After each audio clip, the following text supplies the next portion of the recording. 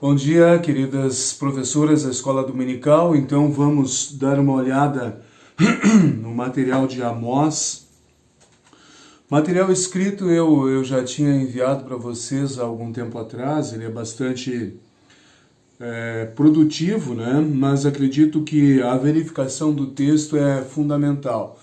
Não apenas para enriquecer a aulinha com as crianças, mas para o crescimento espiritual de vocês, para um maior conhecimento sobre a palavra de Deus, né? E nesse sentido é muito importante a gente olhar para o texto e ver o que o texto diz e o que nós podemos aprender com o texto, não sobre comentários do texto, sobre outros vídeos do texto, mas propriamente meter a cara no texto, olhar para as páginas do livro de Amós, tá bom?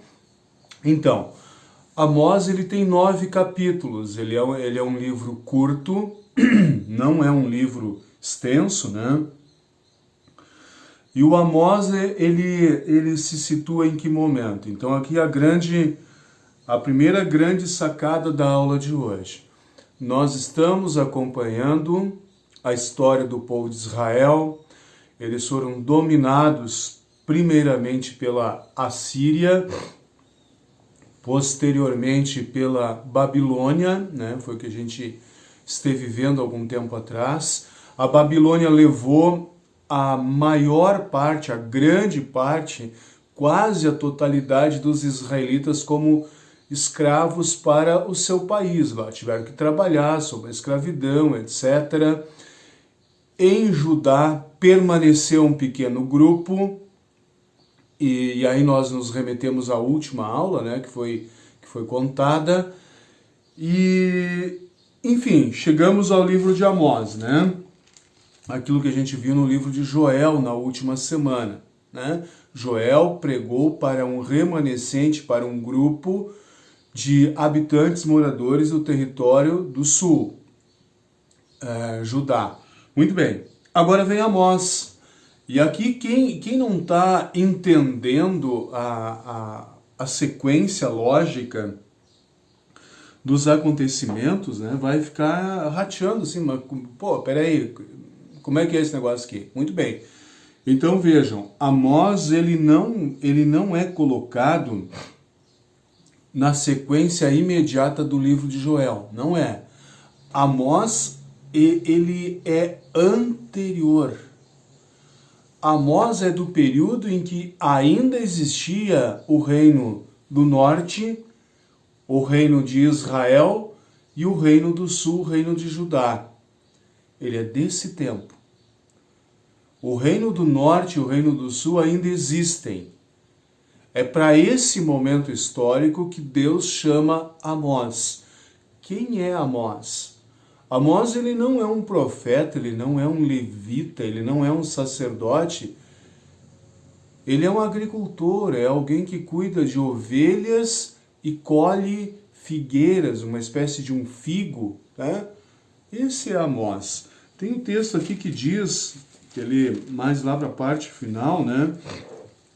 Vamos ver se eu encontro aqui, quando o Amazias ele manda o Amós embora, né? Tá lá no capítulo 7, ó. Olha ali, por favor. Capítulo 7, versículo 14, né? Capítulo 7, Amós, capítulo 7, versículo 14.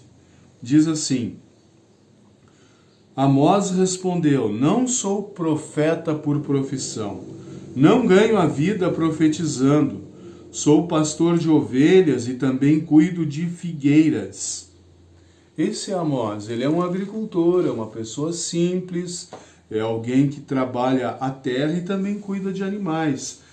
E é este Amós que é chamado por Deus para pregar uma palavra em especial, uma palavra condenando a falta de justiça, a falta de retidão, a falta de cuidado com os pobres, com os necessitados, com a distorção da verdade. E aí se a gente faz uma conexão com os dias de hoje, tem um prato cheio, né? Porque é exatamente isso o que a gente vive hoje, 2020, não é verdade? O que Deus está nos lembrando através do profeta Amós? Igreja, não haja de maneira injusta. Filhos de Deus, povo de Deus, não hajam de maneira desleal, distorcendo as verdades, menosprezando ou deixando de cuidar dos necessitados, dos pobres, dos necessitados. Olha como esse livro é atual, como ele é importante.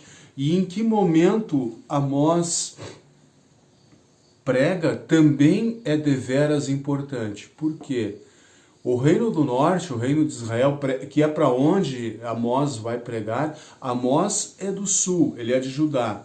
Mas ele é chamado por Deus para ensinar, esse é o sentido de profetizar, ensinar no reino do norte. O reino do norte está tudo muito bem, obrigado. Eles não têm grandes dificuldades, grandes inimigos, eles estão vendo um dos momentos mais prósperos do seu império, o império do Reino do Norte.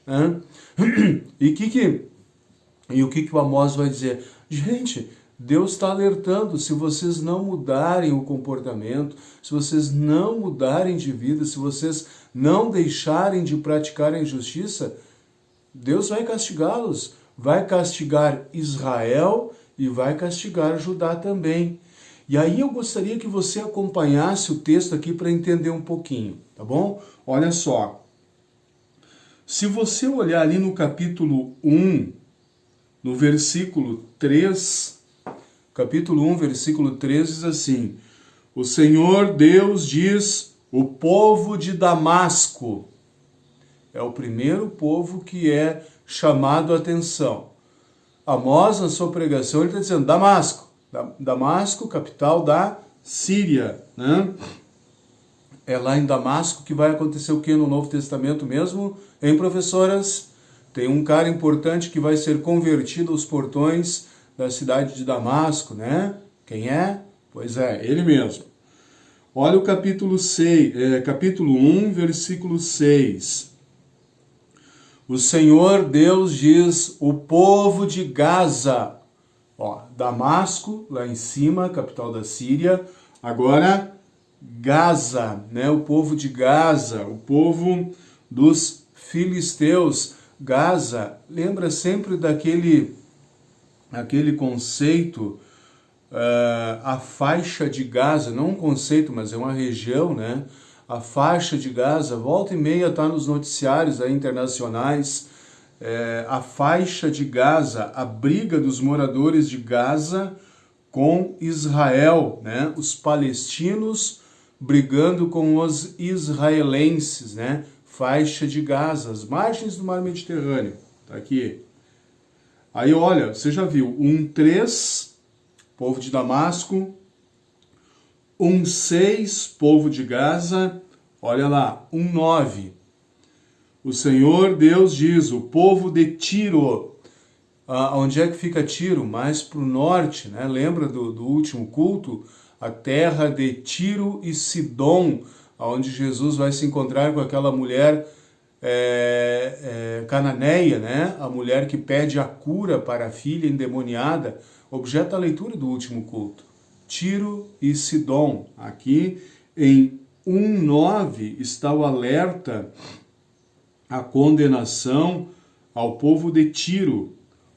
11, povo de Edom.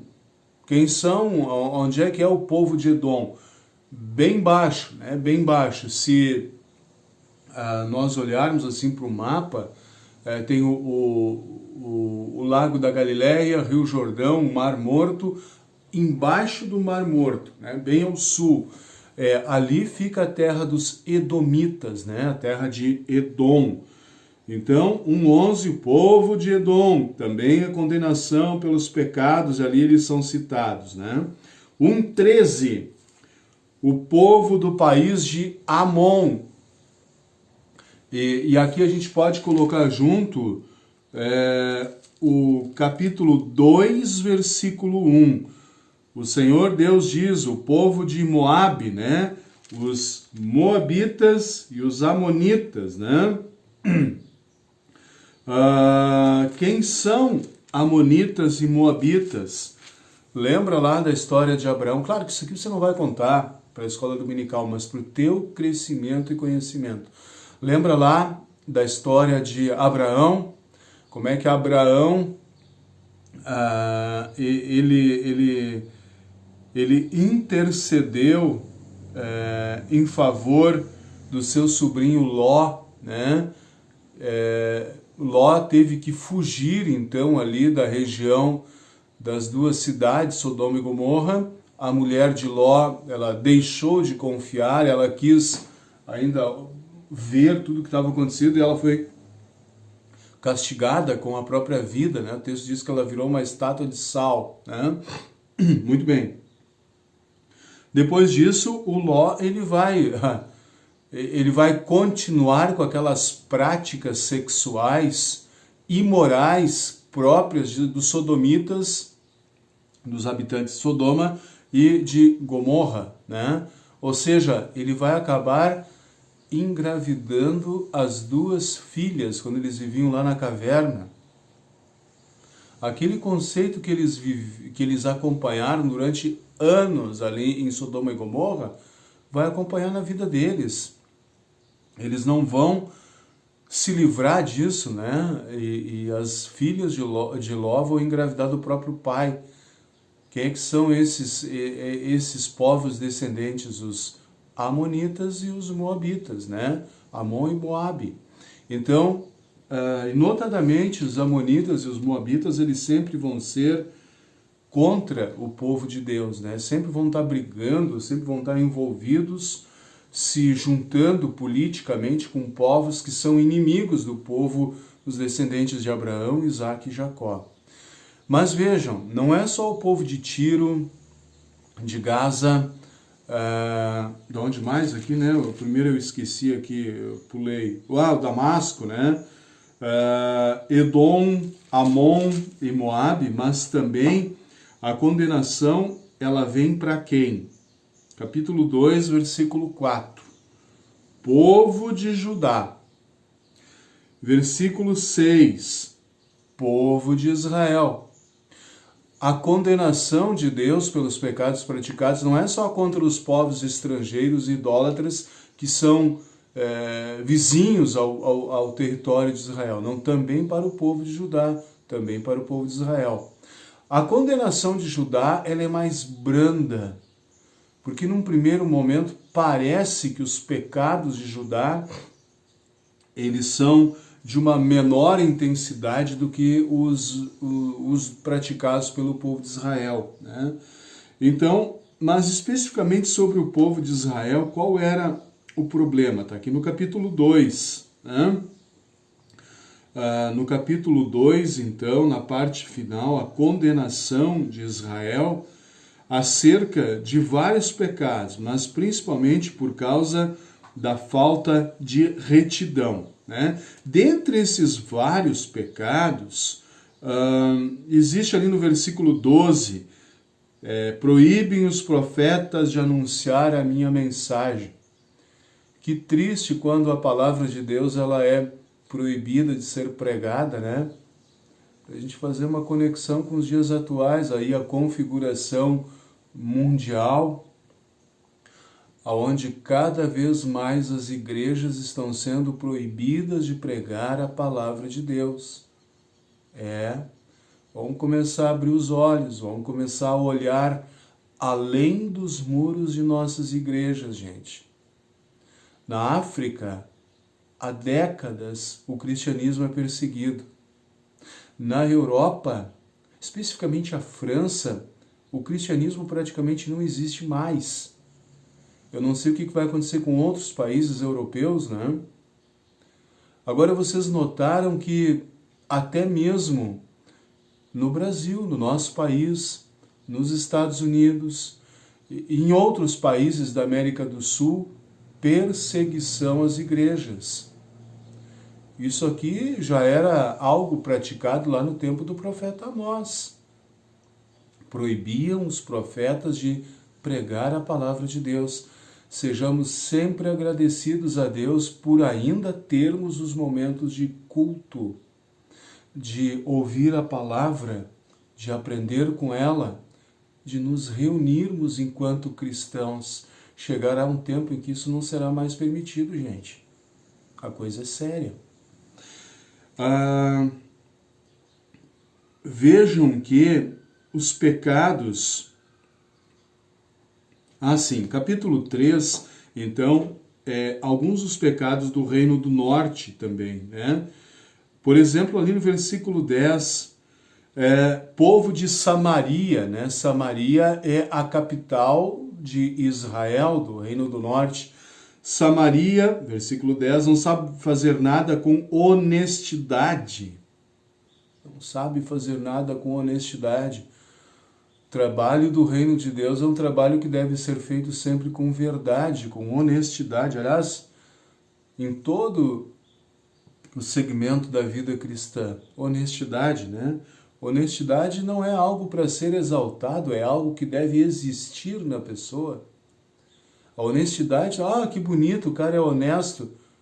O cara tem que ser honesto. Isso é próprio, é algo inerente ao ser humano. Isso não é algo para ser exaltado. E aqui a condenação aos moradores de Samaria vocês estão sendo desonestos, gente. Vocês estão tratando as pessoas de maneira errada, os poderosos exercendo a sua força política contra os menos favorecidos. E claro, vocês estão fazendo isso por quê? Porque não tem inimigos, vocês estão vivendo numa boa, né? Sociedade tranquila, tem bastante comida, bebida, vinho, cereal, e não tem inimigos, não tem ninguém que perturbe a segurança de vocês, e por isso vocês estão fazendo isso com o povo. Esse é o alerta de Deus através do profeta Amós. Olha só o capítulo 4, né? Capítulo 4, versículo 1, que palavra forte essa aqui, né? Ouçam isto, mulheres da cidade de Samaria, que estão satisfeitas e gordas como as vacas de Bazã. Olha aqui, né?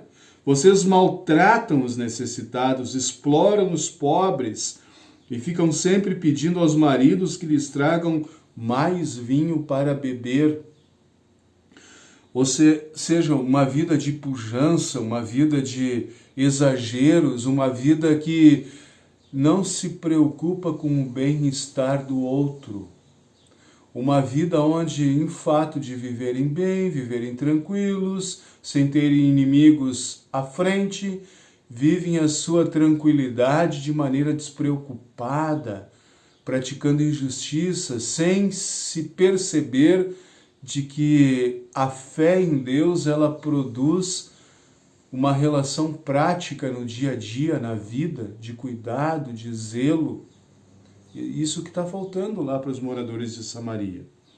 Muito bem. Então, quando o profeta Amós, ele prega a sua mensagem, os habitantes do reino de Israel, eles imaginam que que o terrível dia do Senhor, que é também pregado por Amós, eles imaginam que esse dia será apenas para as nações vizinhas, para os inimigos, né? Lá para os edomitas, os amonitas, os moabitas, para a faixa de Gaza, né? Os moradores de Gaza, os fenícios, ou então para os de Tiro e Sidom, os da Síria do norte, né? Damasco, mas não. O terrível dia do Senhor, ele também vai atacar todos os incrédulos, todos aqueles que, até mesmo os habitantes de Israel e de Judá. O terrível dia do Senhor, ele não é só para os inimigos do povo de Israel, não, ele é para todas as pessoas que, obviamente, desprezam a Deus. Para este será, isso já foi pregação de Joel, será o terrível dia do Senhor. Tá? E a mensagem de Deus sempre é: voltem, arrependam-se, deixem os caminhos errados e vivam uma vida de justiça. Capítulo 5, versículo 4 diz isso muito claramente. O Senhor diz isso ao povo de Israel: voltem para mim a fim de que tenham vida. A fim de que tenham vida. Sobre essa referência ao dia do Senhor, aqui no capítulo 5, notem ali o versículo 18, ele dá bem esse caráter, né? Ai dos que querem que venha o dia do Senhor. Por que é que vocês querem esse dia? Pois será um dia de escuridão e não de luz. Não será um dia só de castigo para os vizinhos incrédulos, né? Os povos vizinhos incrédulos. Será para vocês também. Escuridão e não de luz. Então, o que Deus quer com a pregação de Amós? Que haja justiça. Isso fica muito claro aqui no 5:24, capítulo 5, versículo 24. Em vez disso, quero que haja tanta justiça como as águas de uma enchente, e que a honestidade seja como um rio que não para de correr. Honestidade, justiça, é isso que Deus quer do seu povo. Deus não quer aquelas celebrações religiosas vazias, com os rituais, com os sacrifícios, as comidas. Isso está aqui, ó, anterior a esse texto, lá no versículo 21, 22, 23. Eu detesto as suas festas religiosas. Não aceito animais queimados. Parem com o barulho das suas canções religiosas. Parece que a gente vive hoje uma tendência gospel, evangélica, religiosa, onde o louvor verdadeiro está no barulho, né? Nas grandes celebrações, isso até mesmo em meio de luteranos, né? O que Deus está dizendo aqui? Parem com isso. Se esse negócio aí não tiver honestidade, não tiver verdade, não tiver coração, eu não quero ouvir esse barulho de vocês, não quero ouvir essa barulheira de vocês. Em relação aos rituais, né? Não quero, ou melhor, odeio, detesto as festas religiosas, não aceito os animais sacrificados. Parem com esse ritualismo barato. No que tange ao nosso culto, né? Deus não quer a realização de uma liturgia luterana da página 34 do Inário Luterano. Deus quer corações verdadeiramente arrependidos. Vamos pensar nisso, gente. O povo de Deus é um povo que age com justiça, com retidão. E esse foi o desvio aqui do povo de Israel e que o profeta Amós está condenando. Tá? Muito bom. Sim, no capítulo 7 tem algo que é próprio de Amós, que é uma característica do Amós, que é a questão do prumo, né? Deus vai pedir a Amós, o que tu está vendo aí? Capítulo 7, versículo de número 7, né? Deus, eu estou vendo um prumo aqui, responde o Amós, né? Mas o que significa isso, Senhor? Bom, então eu vou te mostrar, Amós, que botando o prumo aqui, ó, o meu povo, o povo de Israel, ele está torto. Ele está se edificando de maneira torta. Eles precisam de um prumo para colocá-los na retidão, de uma maneira reta, como deve ser uma construção. Você não enxerga uma construção torta. As construções, elas precisam ser retas, né? De uma maneira horizontal, eu e o povo, eu e o meu semelhante, e de uma maneira vertical, eu e Deus, o povo e Deus, o prumo, né? Então vejam que a mensagem de Amós, ela também tem esse aspecto prático aqui, e essa questão do prumo, ela é própria de Amós. Muito bem, e assim chegamos então ao final do livro de Amós. São só 9 capítulos, é um texto bastante simples, bastante tranquilo de ser lido. Importante sempre pontuar. Amós, ele é anterior ao domínio dos assírios, E anterior, portanto, à invasão da Babilônia, Israel vive numa boa, Reino do Norte. Amós é chamado por Deus e vai lá e prega, Amós. Se o povo não se arrepender, não começar a viver em verdade, em retidão e justiça, eu vou castigar vocês. Né? Assim como castiguei esses povos vizinhos aí, também vou castigar vocês. Então, essa é o cerne da pregação de Amós. É isso que a gente vai tentar, então, transmitir para as crianças da escola dominical, ok? A Grace, ela mandou um videozinho, na verdade não é um vídeo, é um pequeno áudio, né? Um áudio, e que eu vou compartilhar com vocês também. Só cuida que tem algumas informações ali que não batem, tá? Como eu disse lá no começo desse vídeo aqui, eu falei assim, nós precisamos procurar no texto as informações. Aquilo que não está no texto, aquilo que Deus não revela na sua palavra, através da mensagem do seu profeta, nós não podemos dizer. Um profeta de Deus, um pastor, um professor de escola dominical, um professor de ensino confirmatório, sempre tem que ter como premissa: assim diz o Senhor. Essa é a nossa função. É reproduzir aquilo que está no texto, tá, gente? Então, sempre olhar para o texto, procurar a explicação necessária e trazer, então, essa informação para as crianças. Sábado agora, me parece que a Mônica vai contar a história a história da escola dominical. Se tiverem alguma dúvida, por favor, mantenham contato, tá? A título de enriquecimento do material, obviamente, crescimento espiritual de vocês.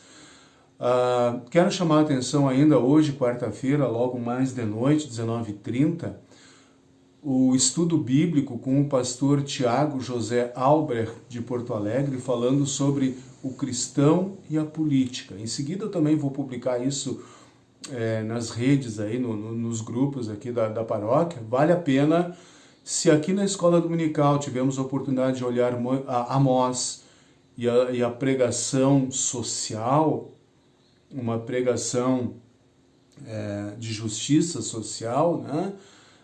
Interessante encaixar essa pregação de Amós com a palavra de hoje à noite. Como é que o cristão se posiciona numa época em que a política está fervendo, né? Uma época efervescente. E agora as nossas paixões políticas partidárias, elas devem dominar sobre os conceitos e as verdades bíblicas que os cristãos possuem através da palavra de Deus.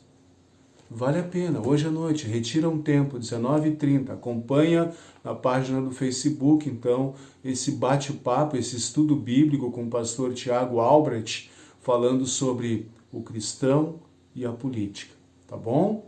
Grande abraço, boa semana, qualquer coisa mantenha um contato direto comigo.